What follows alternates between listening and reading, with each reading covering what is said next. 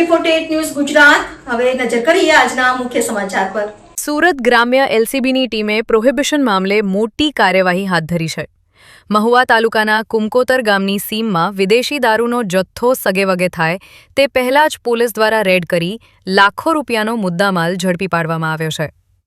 Police મહાનિરીક્ષક Premvirsinh અને સુરત ગ્રામ્ય police અધિક્ષક રાજેશ ગઢિયાના માર્ગદર્શન હેઠળ ચાલી રહેલી સ્પેશિયલ ડ્રાઇવ દરમિયાન એલસીબીને ખાનગી બાતમી મળી હતી કે કુમકોતરના જામલપાડા ફળિયાથી દરગાહ રોડ તરફના જંગલ વિસ્તારમાં વિદેશી દારૂનો જથ્થો ઉતારવામાં આવ્યો છે।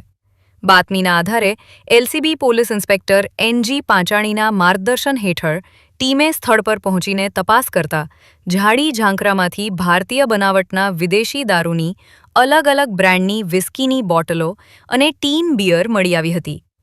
પોલીસે કુલ 1644 બોટલ અને ટીન સહિત અંદાજે રૂપિયા 2,82,000થી વધુનો દારૂનો જથ્થો જપ્ત કર્યો હતો। કાર્યવાહી દરમિયાન સ્થળ પરથી સુઝુકી એક્સેસ મોપેડ કબજે લેવામાં આવી હતી। પોલીસે દારૂનો જથ્થો મંગાવનાર ભાવેશ અશોક પટેલને વોન્ટેડ જાહેર કરી વધુ તપાસ હાથ ધરી છે। પ્રશાંત પટેલ, AB48 ન્યૂઝ ગુજરાત, બારડોલી।